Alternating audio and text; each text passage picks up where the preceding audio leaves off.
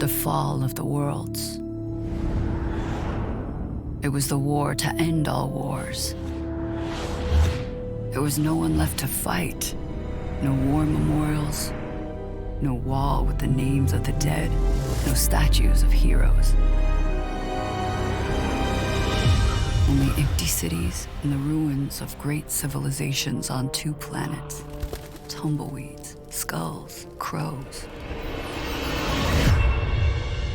Only in Zalem did the lights stay on. Who attacked first?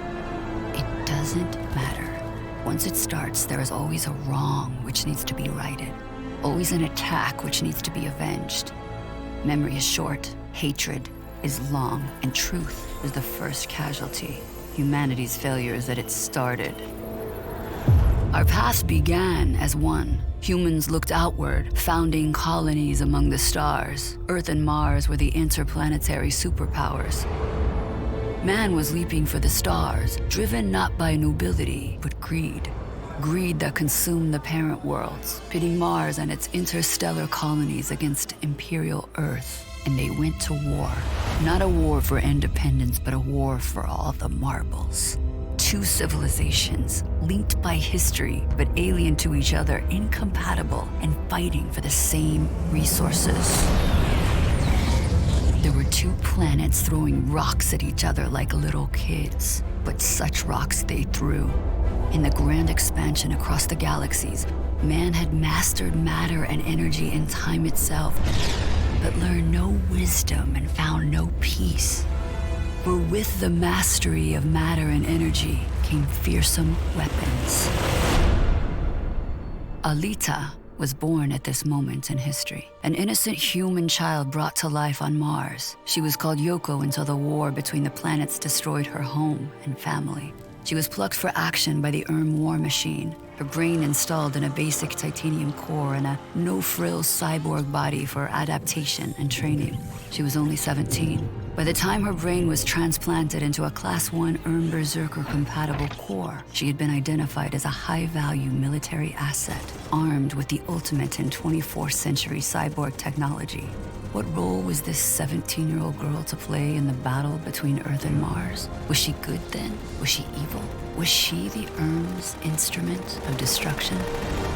The endgame of the war came with a bioweapon penetrating Earth's defenses. Humans were dying, and the spread was unchecked. Defensive action was taken, but there were no means to contain something of this magnitude. The sky city of Zalem was sealed to prevent the virus from getting in, while the disease spread around the globe, a viral tidal wave that quickly surpassed any efforts to quell the devastation. Mortality rates rose to 70%. There was carnage in the streets. Poor and powerful alike died by the millions and lay unburied. Zalem above watched as the lights of the world went out. Returning freighters and warships were turned away for fear of contamination. Some took their chances descending to the infected planet below. Others just ran out of time and went dark. The enemy grew quiet as well. The nanobot plague counterstrike on Mars had found its mark. Refugees from every place on Earth converged on Iron City under the shadow of Zalem. Isolated from the plague, the Zalans ruled the world. The surface people grew their food and worked their factories. In return, they gave them power, medicine, technology, and the rule of law. It was a cruel system, but the beacon of Zalem gave hope for the future. The rest of the world was reclaimed by nature. The great cities collapsed and were overrun by forest. There were pockets of humanity, sometimes in the ruins of cities, sometimes in small towns and villages. They struggled with disease and starvation.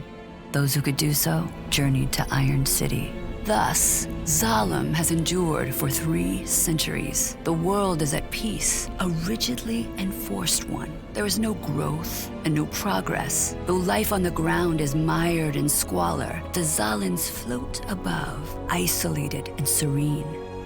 Unaware of a lonely cyborg core, a warrior of the forgotten war, discarded in the scrap, life still blinking within, ready to rise again.